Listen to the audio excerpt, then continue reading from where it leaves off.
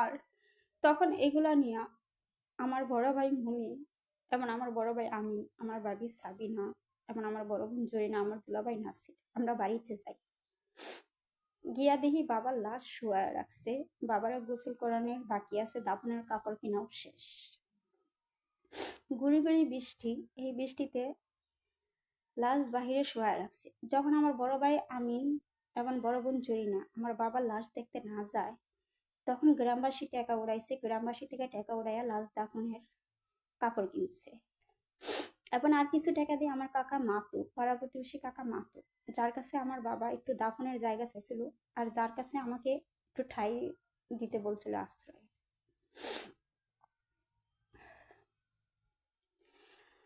তো গিয়া দেখে যে সবকিছু কেনাকাটি শেষ, আমার বাবারে গোসল করাবে আর লাশটা দাফন দিবে। আমাদেরকে নিয়ে গেল আমার বড় ভাই আমিন এবং বড় বোন জরিনা। গিয়া দেখলাম আমার বাবার লাশটা বাহিরে শুয়ে রাখছে। তো আমি বুঝি নাই যে আমার বাবা মারা গেছে, তখন আমি অনেক ছোট ছিলাম, কিন্তু আমার ভাই মমিন বুঝতে পারছে, সে অনেক কান্না করছে। কিন্তু আমার বড় বোন জরিনা আর বড় ভাই আমিনের চোখে কোনো পানি ছিল না, ছিল তাদের সুখের একটা দৃশ্য।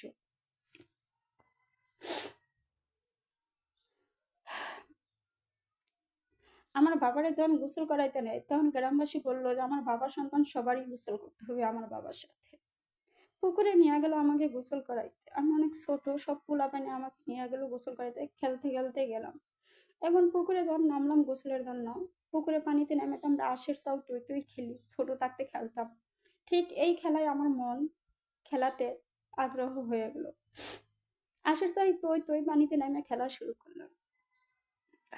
আর পানিতে যখন আসার চাও তুই খেলা শুরু করলাম, তখন বুঝলা গেলাম যে আমার বাবা মারা গেছে। হঠাৎ করে ডাকতেছে গ্রামবাসী, তোর বাবার জানাজা পড়াবো, তাড়াতাড়ি আয় গোসল করে। ভিজা কাপড়ে উঠে আসলাম। গ্রামবাসী বলল যে এই কাপড়টা পাল্টাতে হবে, কিন্তু জামাটা ছিল হলুদ জামা, একটা জামাই ছিল, আমার ফরক ছিল। এই হলুদ ফরকটা আমি পাল্টাইতে চাইনি। তো এই হলুদ ফরক সহকারে আমার বাবার লাশ দাফন আগে আমাকে বললো দাবি ছেড়ে দিতে, দাবি ছেড়ে। তখন মনে হইলো যে আমার বাবা মারা গেছে। তখন আমি বুঝতে পারলাম বাবা মারা গেছে। আমি কান্না শুরু করলাম। এখন আমার বড় ভাই মমিন আমাকে কেউ ধরে রাখতে পারলো না, একটু চিৎকার। কিন্তু আমার বড় ভাই আমি বড় বোন জুড়ি না, ওদের মনে কোনো চিৎকার ছিল না, ওদের চোখে ছিল একটা সুখের সুখের অনুভব। তারপরে যখন লাশ দাফন দিতে নেয়, আমার বড় ভাই আলম তো গাইবি নাই। তখন আমি কান্না করতে করতে এখন আমার বাবার লাশের পিছন দিয়ে আমিও গেলাম। কেউ আমাকে ধরে রাখতে পারলো না আমার কান্নার কাছে।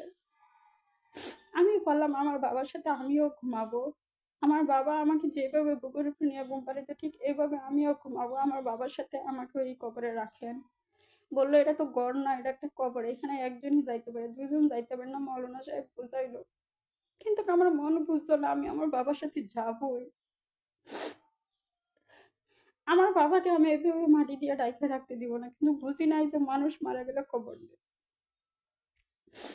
আমার ছোট বড় ভাই মমিন যাওয়ার বুকটা ভাইটা যাওয়ার কেউ সান্ত্বনা দেওয়ার মতো নাই, কিন্তু আমি তো একটু হলো সান্ত্বনা পাইছি হুজুরদের। আর ছেলেদেরকে কেউ একটু এত একটা আদর করে না, মেয়েদেরকে বেশি আদর করে, স্বাভাবিক, এটা বাস্তবতা।